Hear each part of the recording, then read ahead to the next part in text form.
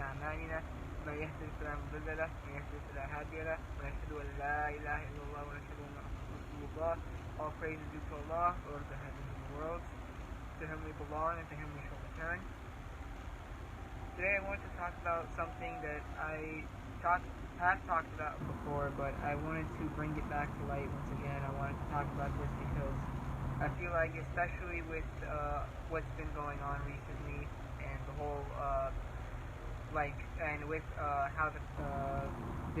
how we are going to move on forward within the next few days, I just wanted to bring this up again because it's something that was on the back of my mind. So I wanted to talk about issues of social justice within Islam. Now, when I say social justice, I'm not really talking about a certain movement or a certain thing. Rather, I'm just talking about certain topics that social justice is about.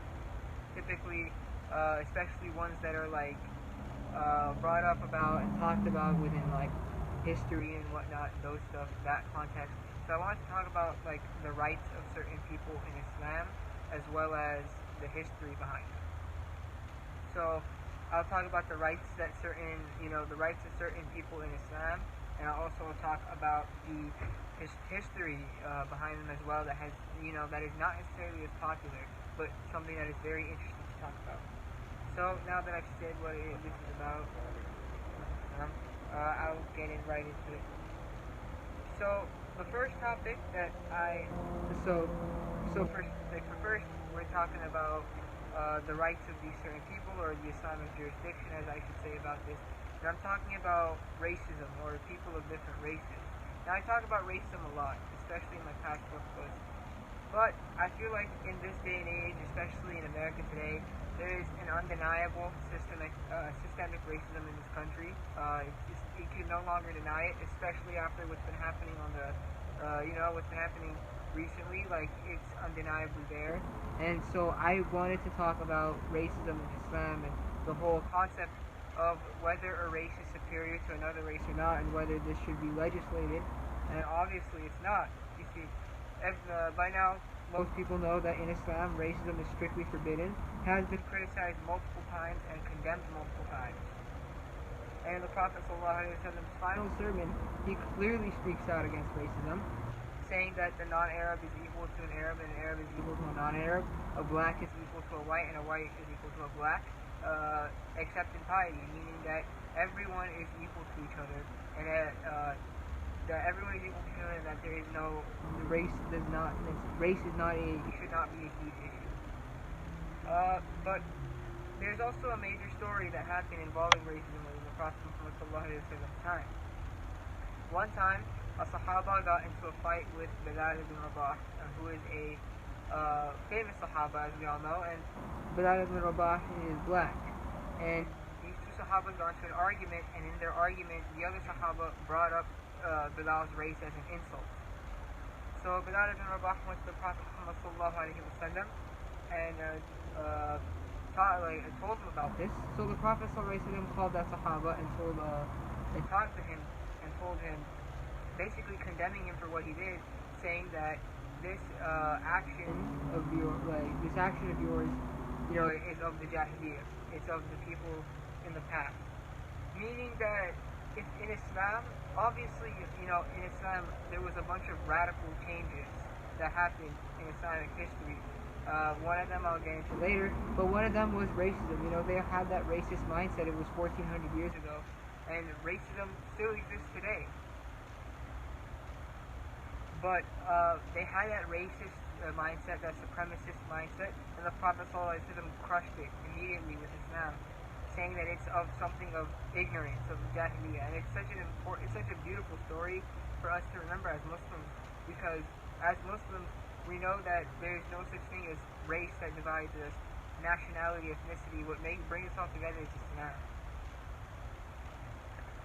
The other thing I want to talk about is about certain rights, since this is also a social justice topic that should be brought up, is women's rights. Now, and this is also another radical change, kind of like racism within Islamic history, women's rights, and what exactly were the rights of women in Islam?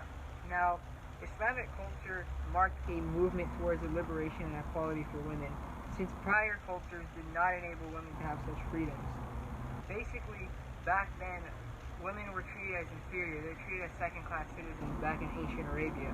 They were, they were treated as property in a sense, if you will. They were treated as servants, and Islam came and said that no, women are equal to men. They are the other half of man, and they should be treated as such.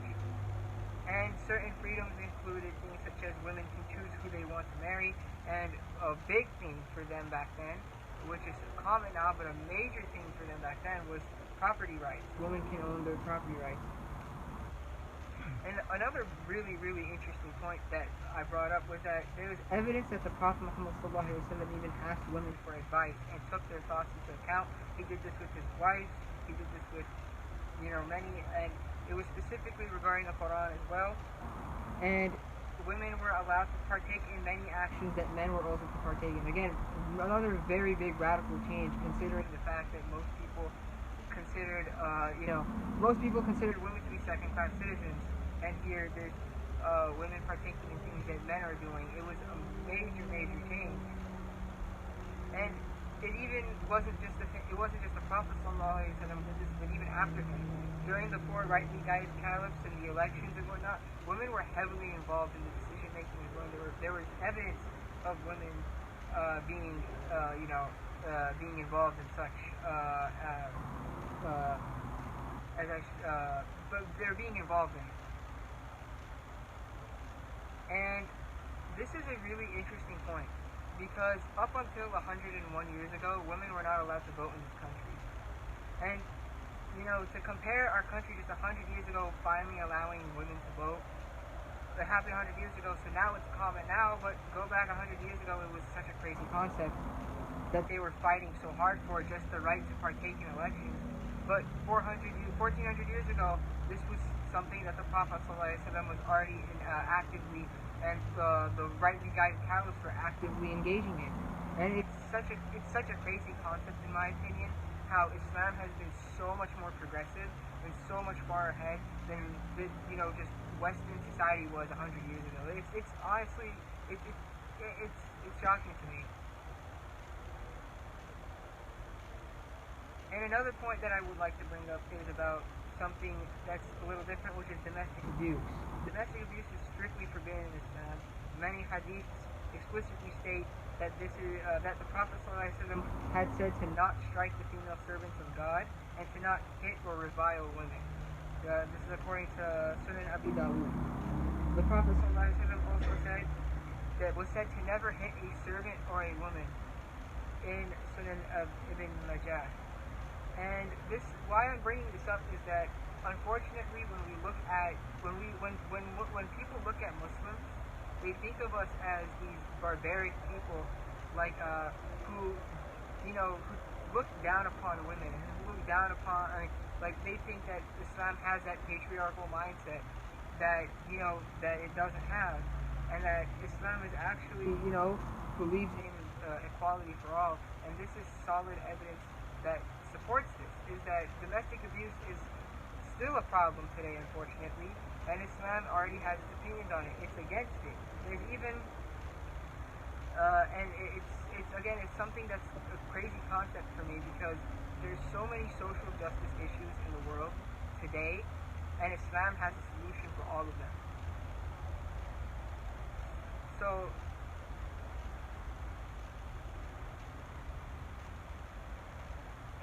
so like I mentioned before, issues such as obviously racial equality and the fact that people that everyone is equal and everyone should be treated equally, as well as gender equality, as I should say, the fact that women have the same women should have equal rights to men, and that women are held highly in regard versus being treated as inferior to men. In Islam we have the answers to this. So I've mentioned the rights of certain, and certain regulations on Islam for these people, but what about the history behind them? Because in recent history, especially within the past, decades or so, we've been trying to find more and more history regarding, people of color and women and whatnot, and trying to look up, in a sense, try to find people to look up to, in a sense, because in America, unfortunately, and still today, the history is very whitewashed and, like, male-centered. Basically, they try to shove down and they try to hide the accomplishments of non-whites because of white supremacy, as well as, they try to shove down the accomplishments of women because of, patriarchy and the whole male-dominant mindset. And so I wanted to talk about some history regarding, people who are, a history that has been shut down by such people, but regarding Islamic history regarding these people. So the first point that I would like to talk about is the whole issue of racism and whatnot. Certain people that were historically shut down because of racism, and Islamic figures as well. And obviously one of the biggest that comes to mind is Bilal ibn Rabah. Again, I had a khutbah about him, so I don't need to talk about him too much, but we all know that he fought and he struggled so hard for Islam. He faced humiliation and torture, and he didn't break. His iman was the strongest thing, and he was one of the most tough and resilient Muslims there were. And he was also the first person to give the adhan that we all know. And it's, right now it's a story that we tell ourselves here and there a lot, but obviously, as I mentioned before in previous khutbahs, the adhan is, giving your adhan is one of the biggest, it was such a huge, it's such a huge honor, and it was crazy to give it to someone who was black.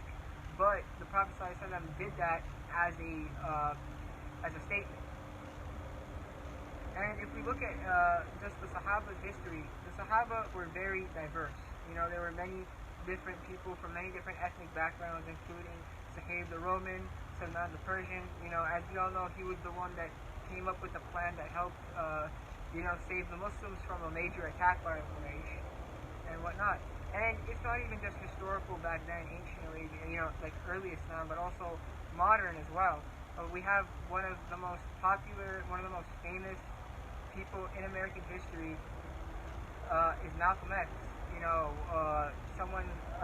he was a Muslim. He was one of the biggest fighters against racism, worked with Martin Luther King Jr. and whatnot. This is American history, and he was a Muslim. And he even said that if Islam was, more popular in America, this could have helped solve the racism issue in our country. It's a really, our religion is just so beautiful. It's solving problems that the world is facing, the Western world is facing, and we're solving problems like this. It's so beautiful, honestly. And now I want to get into the other thing that I'm talking about, in a sense, gender history, women in Islam, famous women in Islam. And one of the first that I could bring up is famous female warriors like Nusayba bint Ka'b. I mean, there's a common belief that so many men have is that women are weak and whatnot, but this is a proving point against why. She fought in wars, in battles for the Prophet ﷺ, put herself on the line to help fight for and protect Islam and to save Islam. Very, very underrated, but key figure in Islamic history. And even back then, as I mentioned before, how women were involved with political decision making. Women were involved in political decision making back then, as I mentioned before, in the time of the major caliphates like the Umayyads and the Abbasids, as well as even today we have female politicians who are Muslim in the United States government right now. And so it shows that, despite the whole concept that Muslim women are oppressed and Muslim women are, shut down, it's not true. Islam gives so much power to women, and it shows, and Islam puts its foot down on women's rights. Islam believes that women are equal to men. In fact, even one of the most interesting facts is that the oldest university existing today in the world, not just in the East, in the world, was called the University of Qarawiyyin, and it was founded by Fatima al-Fiqhi, who was a Muslim woman. And there's this common stigma, especially because of the fact that there are some radical Islamic groups who believe that women should not be educated, as well as the fact that it's just stigma from also Islamophobic people that women are not allowed to be educated, they're not allowed to speak, and that they should be treated down, that they are treated less in Islam. But history proves that that is just not true. I mean, it's a university, the oldest university in the world, founded by a Muslim woman. I feel like that, all of these evidences prove what Islam's view is on gender equality and the points that I mentioned before on racial equality and whatnot, and social justice overall. قولوا هذا واستغفر الله إن الله غفور رحيم.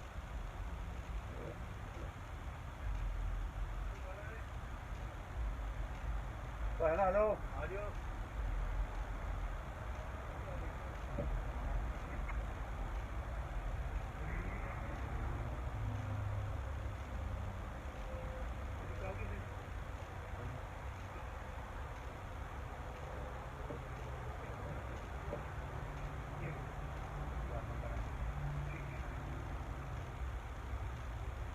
أعوذ بالله من الشيطان الرجيم بسم الله الرحمن الرحيم رب اشرح لي صدري ويسر لي أمري واحلل عقدة من لساني يفقهوا قولي. So in today's khutbah, I decided to bring back some points regarding social justice and Islam, and I really wanted to talk about the viewpoints of certain things, specifically racial equality and gender equality, and I talked about the rights of certain people, based on racial issues and how racism is strictly forbidden in Islam, comparing it to today, as well as issues of gender equality with women's rights and whatnot, and explaining how Islam does believe that women are in fact equal to men, and they have rights upon men as well.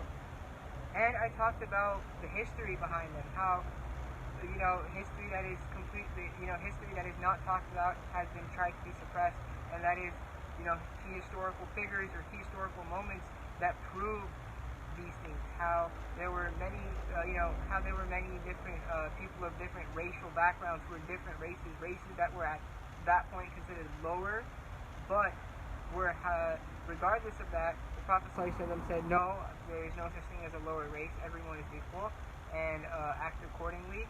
As well as modern day America, how we have American figures as well, American historical figures in America who have said the same thing about Islam and racism, as well as issues with gender equality and how Islam, historical moments that showed about how women are in fact equal to men, instead of the common stigma that is spread around that women are inferior to men according to Islam. And it is very important for us to learn our history and to learn what's right and wrong, so that we are better, well educated. And it just proves how beautiful Islam is as a religion, especially with issues that are still with issues that shouldn't be issues today, but unfortunately still are. I ask Allah subhanahu wa ta'ala to forgive every Muslim. I ask Allah subhanahu wa ta'ala to help any Muslim going through a tough time or a hard time. I ask Allah subhanahu wa ta'ala to help anyone going through a tough or hard time. Allah, I ask you, Allah subhanahu wa ta'ala, to help cure any sick Muslim. I ask you, Allah subhanahu wa ta'ala, to help cure the world from the virus that is preventing families from being together, preventing communities from being together, preventing the masjids from being open. Allah, I ask you, Allah subhanahu wa ta'ala, to help cure the world from this virus and restore our normal lives. Allah, I ask you, Allah subhanahu wa ta'ala, to help eradicate the racial problems that are in this country. Allah, I ask Allah subhanahu wa ta'ala, there are still so many problems within this country that need to be fixed. I ask Allah subhanahu wa ta'ala to help us fix these problems.